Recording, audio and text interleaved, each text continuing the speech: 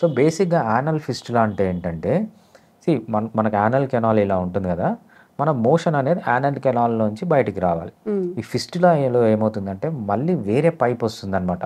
Anal canal లోపల నుంచి ఇక్కడ యానల్ కెనాల్ ఇక్కడి నుంచి మోషన్ వచ్చిందంటే, ఇక్కడి నుంచి ఇంకో పైపు తయారవుతుంది. ఈ పైపు తయారయ్యి బయట స్కిన్ పైన ఓపెన్ అవుతుందనమాట.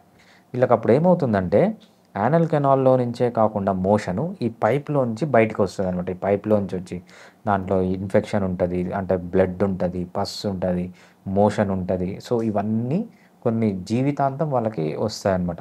సో, వీటన్నిటికి గూడా హోమియోపతి చాలా బాగా పనిచేస్తుంది. చాలా ఎఫెక్టివ్‌గా హోమియోపతి పనిచేస్తుంది. ఓకే. సో, మీరన్నారు 20 ఇయర్స్ నుంచి, 30 ఇయర్స్ నుంచి అని చెప్పి. ఇప్పుడు ఏదైనా సర్జరీ వరకు వెళ్ళాల్సొస్తుందా? ఓన్లీ మెడికేషన్ త్రూనే అవి తగ్గించుకోవచ్చా? ఇంత లాంగ్ టైమ్‌లో ఉన్నప్పుడు? రైట్.